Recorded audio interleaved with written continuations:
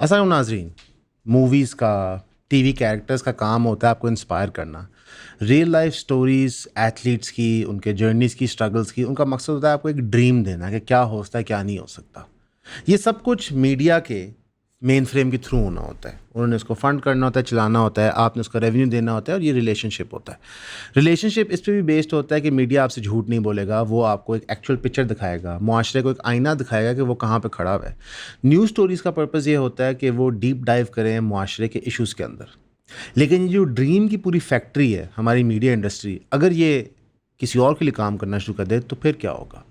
Disinformation, miss information, झूठ, सच, इसकी press conference तो आप बहुत सुनते हैं। लेकिन अगर पूरी की पूरी इंडस्ट्री बनी ही इस चीज़ के लिए हो कि आपको गुमराह करना है, तो फिर मैं और आप क्या करेंगे? मुल्क के अंदर पीटीवी इस्टेब्लिश होता है, उसका पर्पज़ ये होता है कि उसने इन्फॉर्मेशन देनी है। एसोसिएटेड प्रेस ऑफ पाकिस्तान उसके लिए काम करती है, न्यूज़ रिपोर्ट्स इकट्ठी करती है। पीटीवी हमेशा से स्टेट कंट्रोल में था, 100% उसके शेयर स्टेट ऑफ पाकिस्तान के पास होते हैं। तो वो वही न्यूज़ फ़िल्टर इन करते हैं आपके और मेरे लिए, जो उनको रिक्वायर्ड होती है, जो उनके नैरेटिव को सूट करती है। एसोसिएटेड प्रेस अगर कोई खबरें इकट्ठी भी करे जो पीटीवी अप्रूव नहीं करता, वो कहीं जाती नहीं है।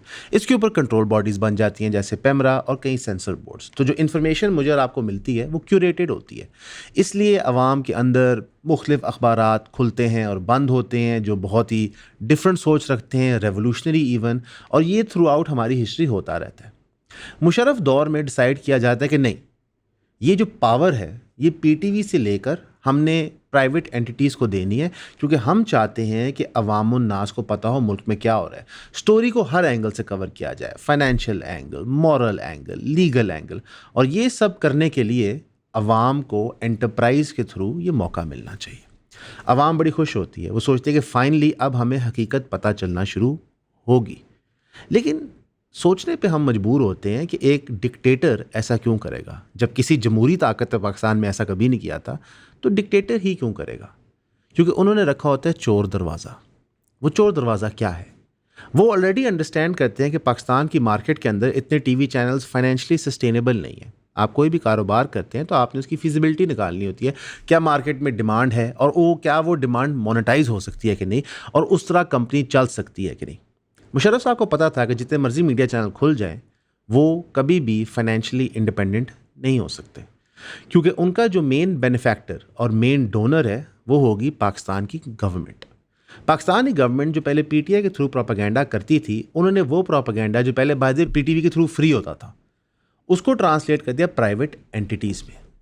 कि अब हम जियो के ऊपर, एआरवाई के ऊपर, हम के ऊपर, डॉन के ऊपर, कई और टीवी चैनल्स है, सबके नाम लेने में बहुत टाइम लग जाएगा, इनके ऊपर एड्स के थ्रू प्रोपागेंडा चलाएंगे। अच्छा, इनिशियली ये भी काबिल कबूल था कि चलें एक शो के दरमियान एक इश्तिहार चलता है जो Punjab government, KP government, federal government की तारीफ कर रहा है।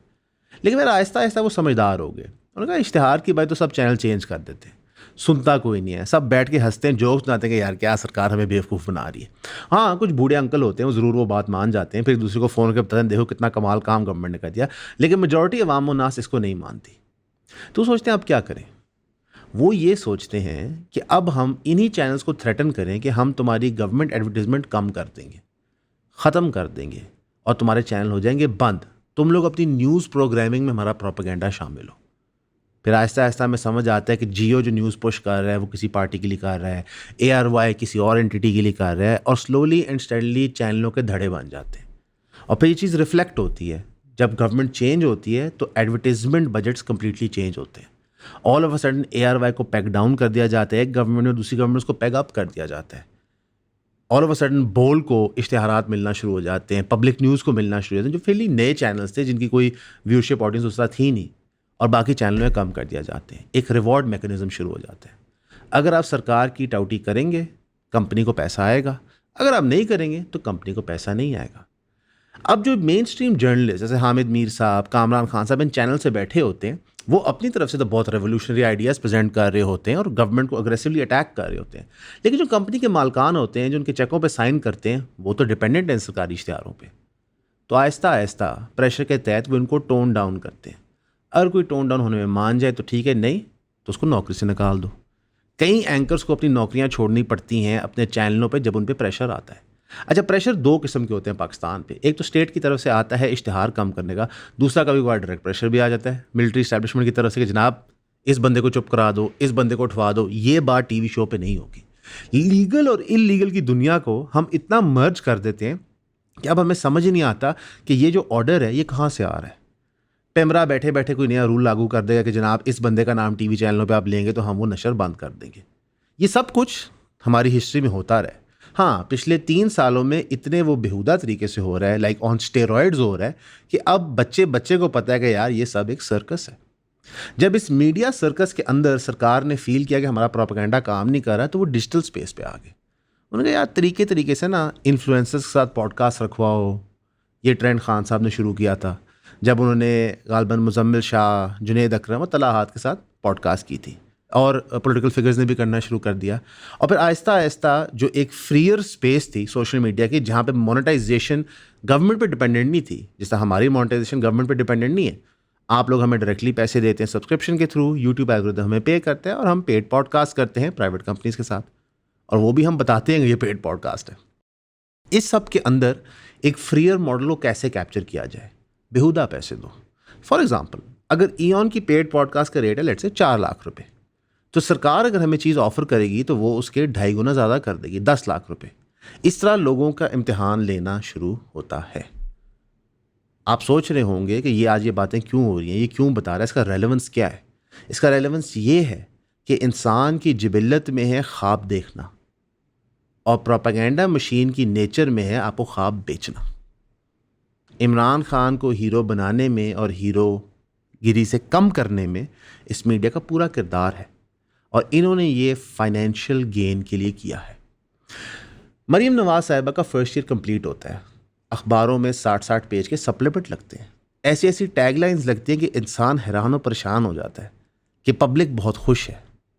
अभी फ्लड्स के दौरान पब्लिक कितनी खुश है आपको नज़र आ जाएगा। हर प्रोग्राम के बाद, उनके हर डेवलपमेंटल स्कीम के बाद गवर्नमेंट जब एतराज़ करती है तो उनके सॉफ्टवेयर अपडेट होते हैं।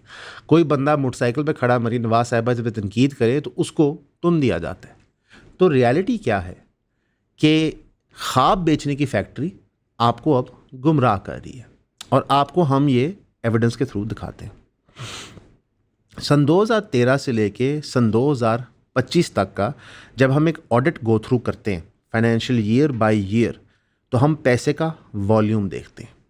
सन 2013 से 14 में 1.79 बिलियन रुपीस खर्च किए जाते हैं, जिसमें से प्रिंट मीडिया पे 1.4 बिलियन, इलेक्ट्रॉनिक में 390 मिलियन।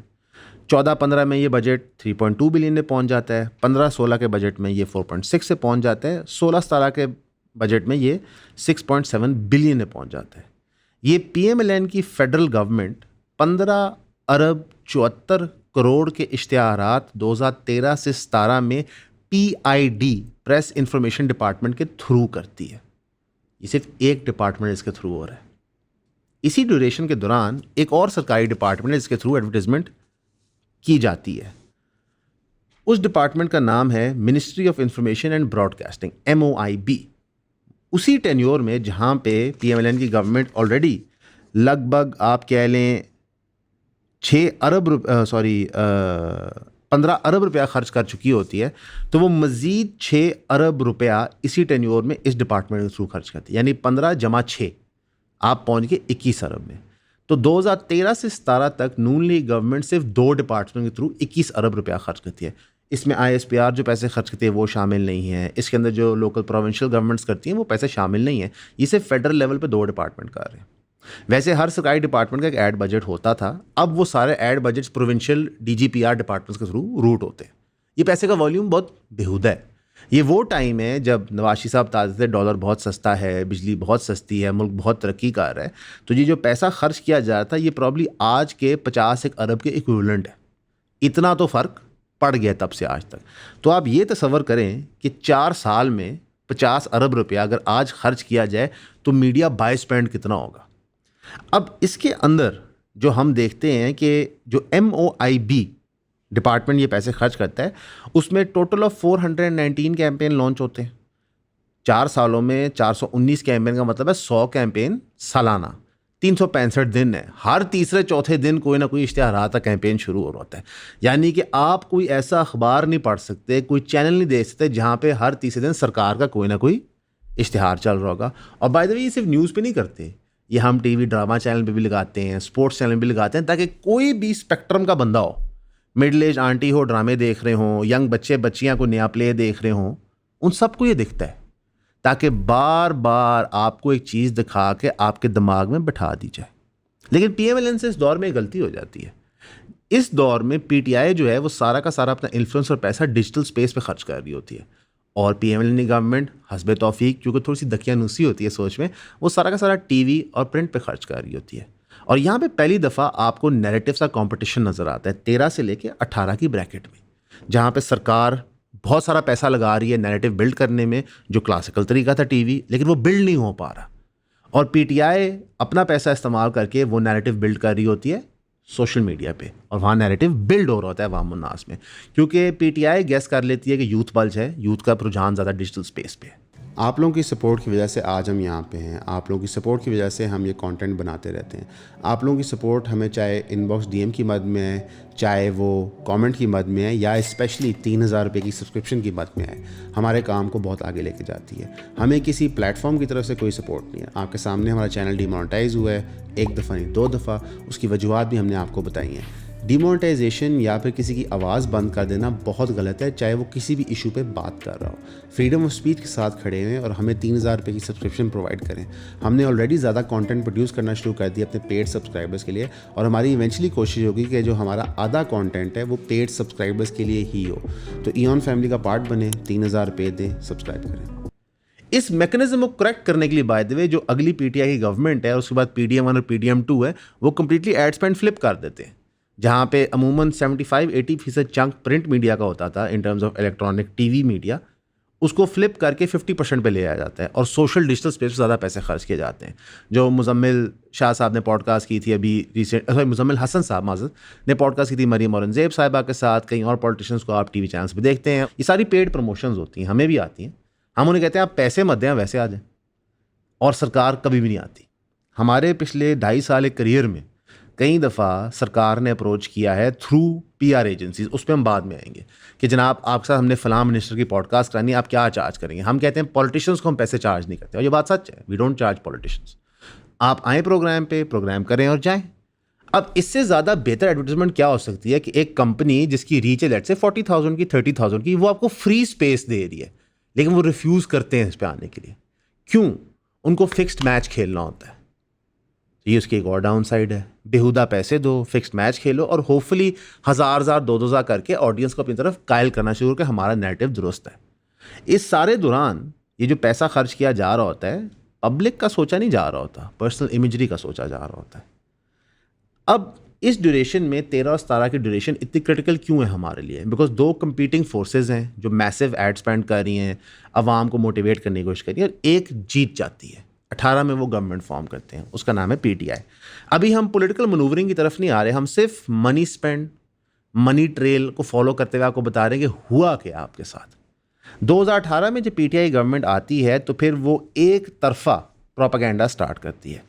याद रखिए 2018 से पहले पीटीआई गवर्नमेंट सख्त तनकीद करती है सरकार पे जो वो एड स्पेंड कर रहे हैं, और इंटरेस्टिंगली इनफ 2018 में सुप्रीम कोर्ट के चीफ जस्टिस ये भी नोटिस लेते हैं कि जनाब ये जो लाइन ब्लर की जाती है इंफॉर्मेशन और पॉलिटिकल मोटिवेटेड पोस्टर्स के अंदर, इसके तहत कोई भी पॉलिटिकल फिगर इन सरकारी इंफॉर्मेशन पोस्टर्स में नहीं आ सकता।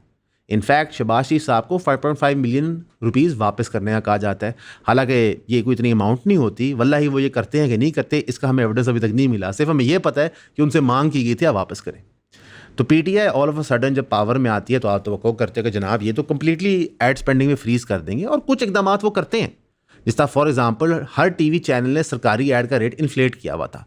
यानी कि फॉर एग्जांपल जियो है, उसको प्राइम टाइम के ऊपर इश्तिहार के लिए करोड़ रुपया मिलता है प्राइवेट कंपनियों से, तो सरकार उसका 2 गुना या 3 गुना दे रही है। हालांकि सरकार के लिए तो डिस्काउंट होना चाहिए, सारे मीडिया चैनल्स को सरकार का नैरेटिव चलाने के लिए डिस्काउंट देना चाहिए, वो सरकार है, ठीक है। लेकिन यहाँ पे ऑपोजिट होता है, तो पीटीआई इसको ज़रूर कंट्रोल करती है, लेकिन पीटीआई साथ ही अपने इश्तिहारात भी शुरू कर देती है जो अगेन पॉलिटिकली मोटिवेटेड होते हैं।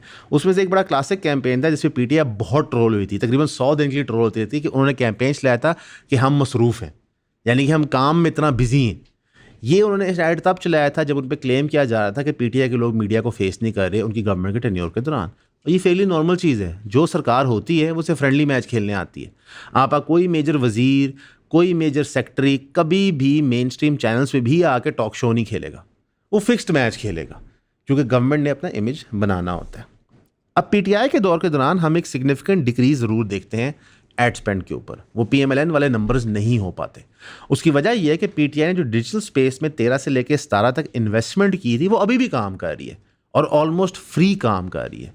इनफैक्ट इस वक्त जो सरकार ये मॉडल रेप्लिकेट कर रही है पैसों के साथ, उसका रिजल्ट नहीं आ पा रहा, क्योंकि पीटीआई ने अपनी ड्रीम लोगों को बेच दी थी। 13 से 17 क्रिटिकल क्यों है? दो कंपीटिंग ड्रीम्स इन इफेक्ट थी। एक ने टीवी का रूट लिया, एक ने डिजिटल स्पेस का रूट लिया। दोनों पार्टीज ने पैसा खर्च किया। पीएमएलएन ने अवाम का पैसा खर्च किया, ये गलत है। पीटीआई ने उस वक्त अपना पार्टी फंड खर्च किया। Party fund according to parties act आप जहां मर्जी खर्च करते हैं, एज लॉन्ग एज आप डिक्लेयर कर रहे हैं, वहां पे कोई डिस्क्रेपेंसी नहीं है, तो ये चीज़ जायज़ समझी जाती है। अवाम ने पीटीआई का नैरेटिव बिलीव कर लिया, वो ड्रीम एक्सेप्ट कर लिया, उस ड्रीम को इकट्ठे जीना शुरू कर दिया। इसलिए 2017-18 ऑनवर्ड्स पीटीआई को इतना स्पेंड करने की ज़रूरत नहीं थी, बस उनकी मशीन ऑटोमेटिकली चल रही थी। वो ट्विटर पे एक बयान देते थे, मैं याद है टाइम में खान साहब बैठ के कहते थे कि जी अगले हफ्ते वो अरेस्ट होगा, तो पूरा ट्विटर, पूरा यूट्यूब स्पेस, इंस्टाग्राम इससे भर जाती थी, लोग उस बंदे के पीछे पड़ जाते थे। बेशक उसने गलत किया या नहीं किया वो एक सेपरेट मैटर होता था, ज़ाहिर है वो तो अदालतें डिसाइड करेंगी। जब आप किसी को अरेस्ट करते हैं या किसी पे एफआईआर कटवाते हैं तो वो मुजरिम नहीं हो जाता, कोर्ट्स हैव टू डिटरमिन। लेकिन सॉर्ट ऑफ पब्लिक जो थी वो इमरान खान साहब के साथ इतने साथ थी कि वो सिर्फ नाम लेते थे कि ये बंदा करप्ट है, अपने टेन्योर के दौरान पूरा का पूरा मीडिया नेटवर्क उसको फॉलो करता था, सोशल मीडिया नेटवर्क।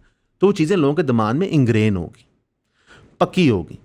और all of a sudden digital space के अंदर हमने नए किस्म के जर्नलिस्ट सामने आना देखना शुरू किया। डिजिटल टीवी चैनल्स बन गए जो सिर्फ डिजिटल स्पेस ऑक्यूपाई करते थे, वहाँ काम करते थे, और वो सारे के सारे नैरेटिव बिल्डिंग करना शुरू हो गए।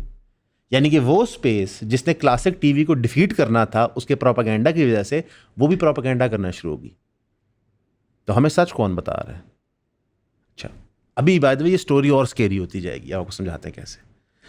जब PDM-1 की गवर्नमेंट आती है, अदम एतमाद होता है, खान साहब को निकाला जाता है, तो आप एक मेजर टसल देखते हैं। आप देखते हैं कि पूरा का पूरा मेन स्ट्रीम सोशल मीडिया और मेन स्ट्रीम मीडिया टाकरे में आ जाता है। मेन स्ट्रीम मीडिया प्रोपेगेंडा चलाना शुरू कर देता है सरकार के लिए। इनफैक्ट नवाज शरीफ की वापस आमद के लिए जब उनके भाई प्राइम मिनिस्टर बन चुके होते हैं तो बड़े बड़े इश्तिहार चलाए जाते हैं कि नवाज शरीफ सबसे पॉपुलर लीडर हैं, नवाज शरीफ साहब प्राइम मिनिस्टर बन जाएंगे, नवाज शरीफ साहब आप वापस आए, मुल्क को संभालें।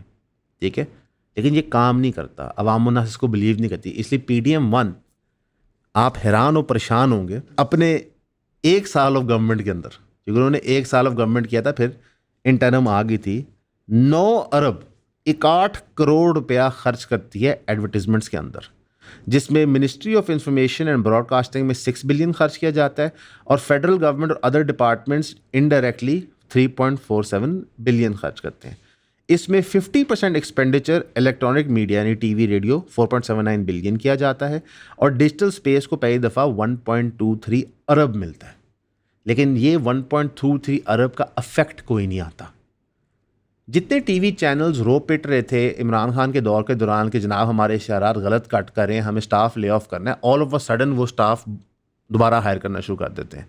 इट्स एज इफ सरकार ने आके इन चैनलों में जान फूंकी होती है।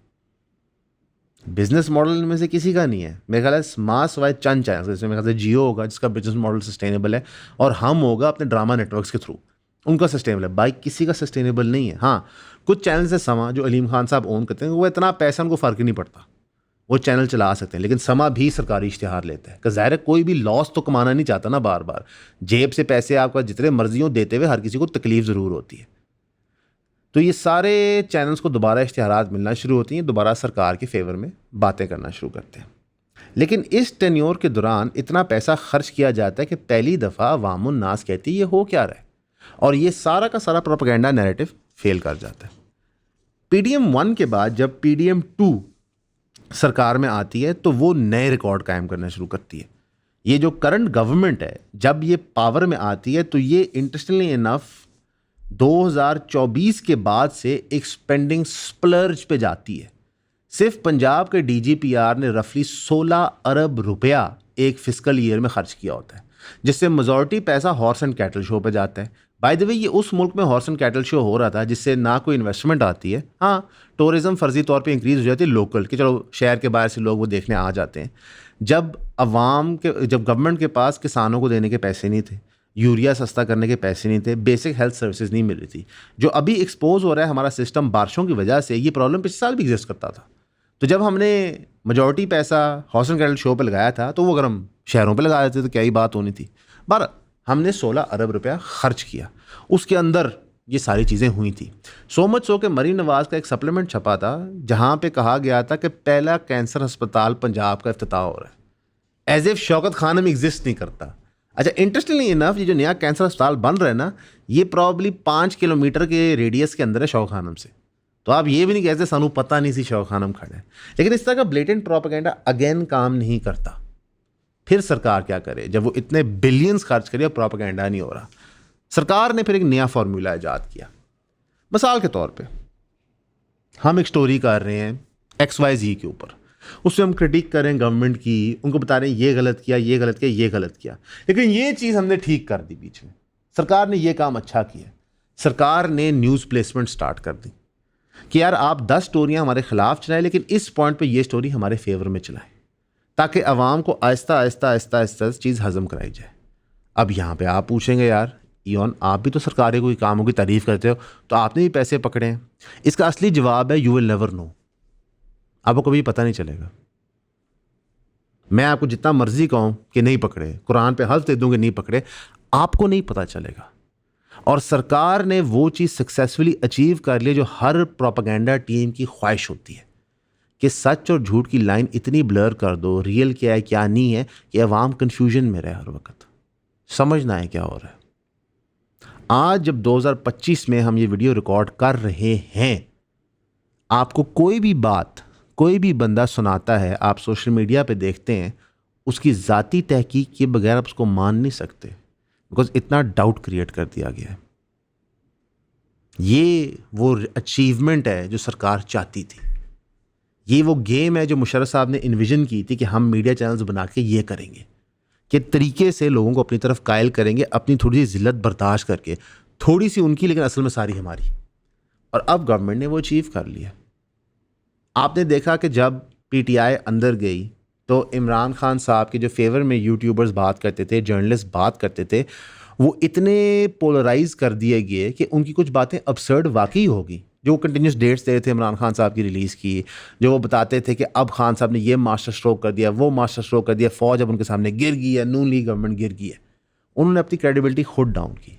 तो फिर उन्होंने एक नई क्लास ऑफ इन्फ्लुएंसर खड़ी की, उनको फंड किया, इन्फॉर्मेशन फीड की। अब एज ए जर्नलिस्ट आपकी मजबूरी होती है कि आप हर डिपार्टमेंट से ताल्लुक़ बना के रखते हैं, या आपको इन्फॉर्मेशन चाहिए होती है कि जनाब फॉर एग्जांपल अभी अगर रावी के हेडवर्क्स पे क्या हो रहा है, एक तरीका ये है कि हम वेट करें कि सरकार प्रेस कॉन्फ्रेंस करे, डाटा दे, उस डाटा को क्रॉस वेरीफाई करें। दूसरा ये है कि हम उस डिपार्टमेंट को बंदा ढूंढ लें, उससे डायरेक्ट इन्फॉर्मेशन लेना शुरू कर दें।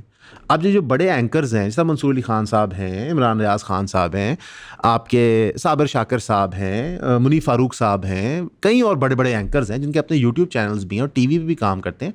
तो उनके पास मुखबर होते हैं जो बता देते हैं कि डिपार्टमेंट्स में क्या हो रहा है। उनके 20-20, 25-25 साल के करियर होते हैं।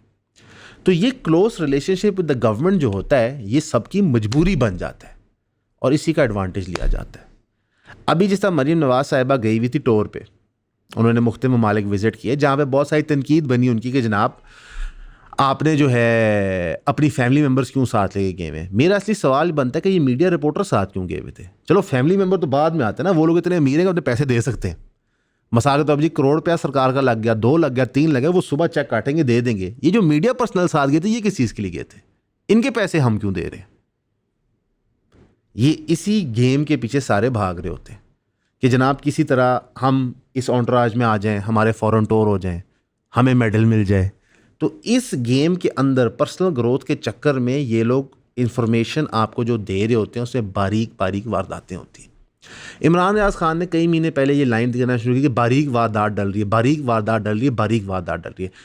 क्या है वो सही रहे, लेकिन मसला ये भी उसी इकोसिस्टम के पार्ट है। ये बारीक वारदातें PTI दौर में डालते रहे थे, उससे पहले डालते रहे थे।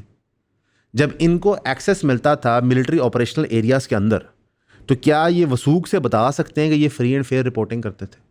नहीं, क्योंकि मिलिट्री आपको ऑपरेशनल एरिया में केपीके में एक्सेस देती थी तो वो आपको साथ प्रेस रिलीज देती थी कि ये हुआ है, इसके बियॉन्ड आप रिपोर्ट नहीं कर सकते। जब इमरान रियाज खान ये सारी रिपोर्टिंग वहाँ पे कर रहे थे, बड़े डेयरिंग प्रोग्राम्स करते थे, बैटल फील्ड के पास जाया करते थे, उसी टाइम उस इलाके में पीटीएम खड़ी होती थी, पश्तून तहफ़्फ़ुज़ मूवमेंट। आज तक उन्होंने रिपोर्ट नहीं किया था उस ज़माने में उसके बारे में। क्या उनको नहीं पता था ये हो रही है? बिल्कुल हो रही है। बच्चा बच्चा उनको वहाँ बता रहा था। हमें लाहौर शहर उस टाइम जब हम प्रॉपर्टी का काम थे पता था कि जी पश्तून तहफ़्फ़ुज़ मूवमेंट बन रही है, सारे फेसबुक पे भरा होता था। इमरान रियाज खान साहब को नहीं पता होता था। गुमराह।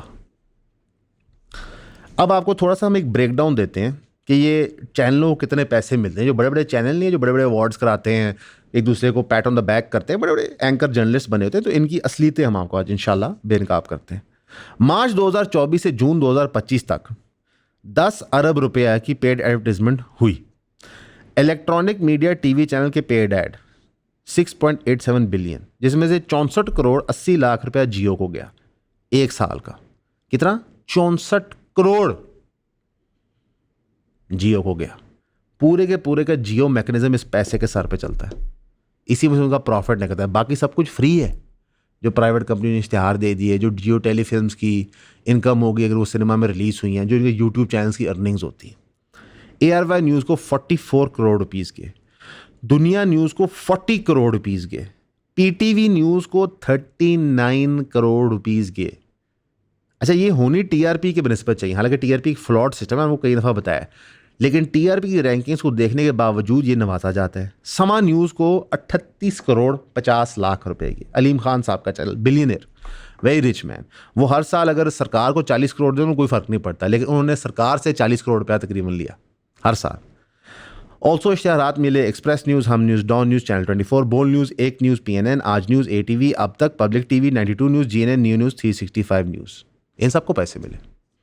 एंटरटेनमेंट चैनल्स, हम एंटरटेनमेंट को 1.5 करोड़ मिला, ग्रीन एंटरटेनमेंट को 1.5 करोड़ मिला, जियो तेज को 1.5 करोड़ रुपया मिला, ARY डिजिटल को 1.5 करोड़ रुपया मिला, जियो सुपर स्पोर्ट TV को 1.5 करोड़ रुपया मिला। इसके अलावा जियो एंटरटेनमेंट, एक्सप्रेस एंटरटेनमेंट, आन TV, NTN और लाइव TV, इनको भी पैसे मिले। अब आप समझ रहे हैं कि कैसे ये चैनल मुखालफत कर सकते हैं। ये कंट्रोल्ड ऑपोजिशन खेल सकते हैं, जैसे नूरा कुश्ती कहते हैं कि उन इश्यूज़ पे हिट करो जहाँ पे सरकार 48 घंटे में वजाहत दे दे या फाइट बैक कर सके, क्रिटिकल इश्यूज़ पे ना हिट करो। अब फॉर एग्जाम्पल 26वीं आईनी तरमीम हुई। 26वीं आईनी तरमीम ने आपके पूरे मुल्क का बैलेंस ऑफ पावर का नक्शा चेंज कर दिया। आपकी आने वाली नस्लें इससे अफेक्ट होंगी। इतना बड़ा कॉन्स्टिट्यूशनल अमेंडमेंट है। इस पर क्या डिबेट होती है, किस तरह की डिबेट होती है, किसको बिठा के डिबेट होती है, ये सब चैनल्स पे था। और बार बार डिबेट क्यों नहीं होती? पीका के जो अमेंडमेंट्स आए हैं उस पर क्यों नहीं होती बार बार? उसकी वजह यह है कि एक लिमिट तक सरकार इनको अलाउ करती है।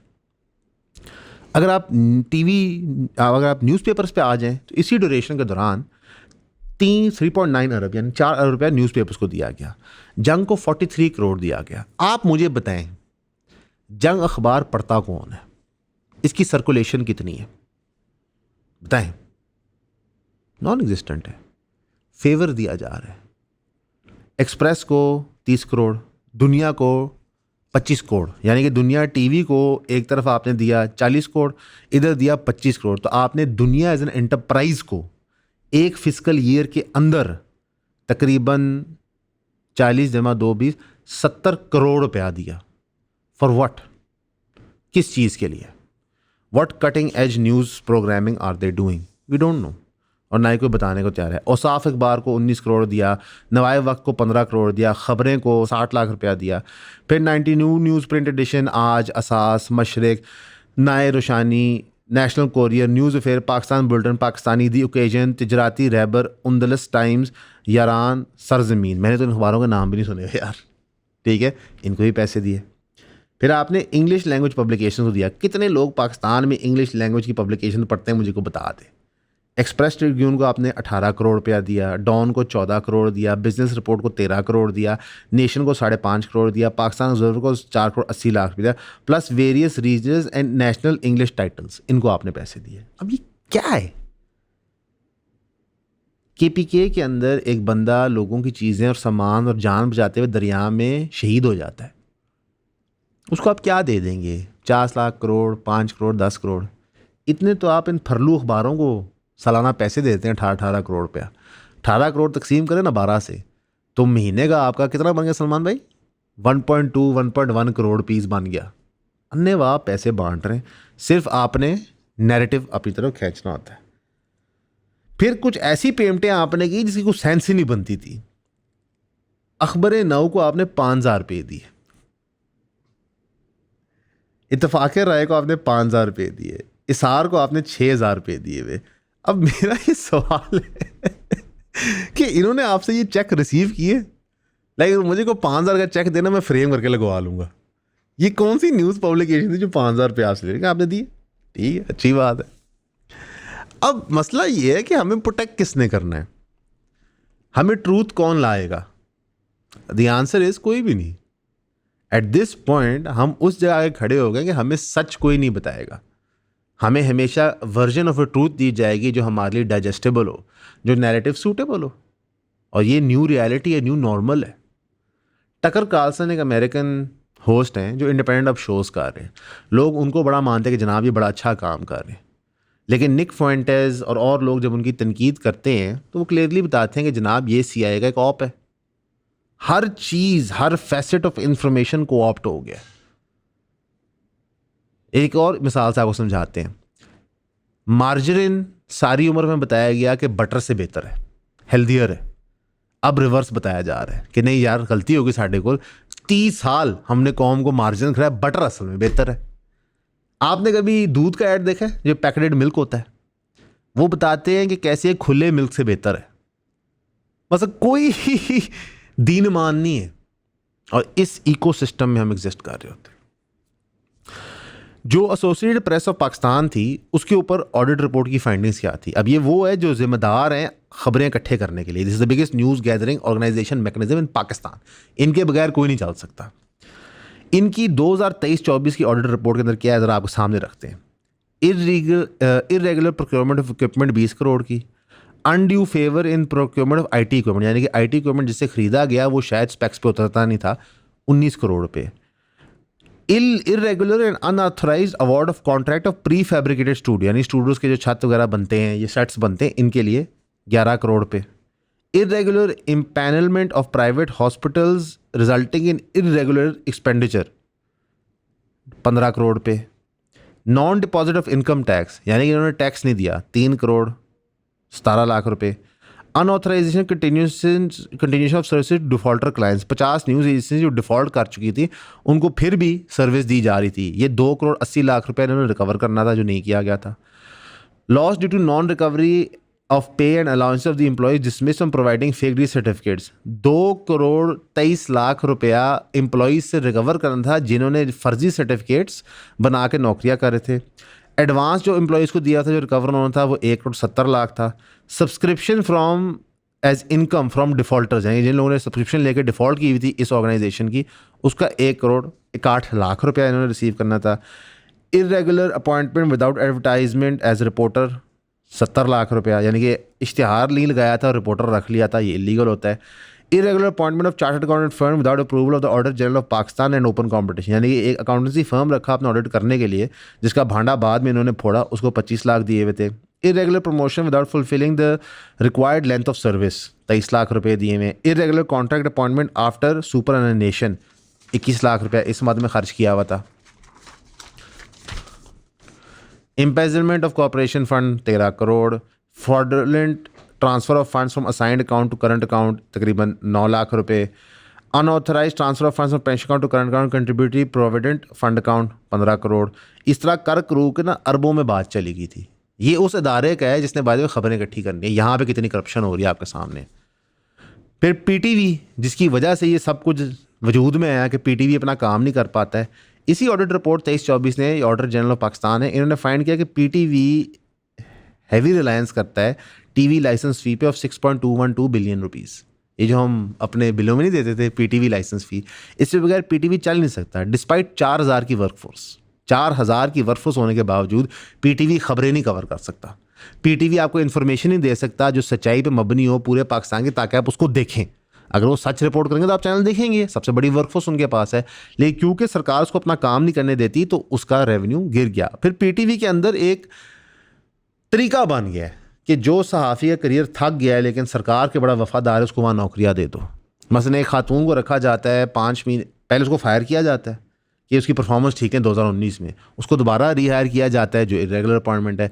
फिर एक बंदे को हायर किया जाता है, अभी उसका पहला कॉन्ट्रैक्ट साल कंप्लीट नहीं हुआ, 5 महीने बाद उसको न्यू कॉन्ट्रैक्ट मिल जाता है तनख्वाह बढ़ा के। ये रेगुलर काम है। मसलन जब ये स्टोरीज ब्रेक होती हैं तो कोई भी सरप्राइज़ नहीं होता।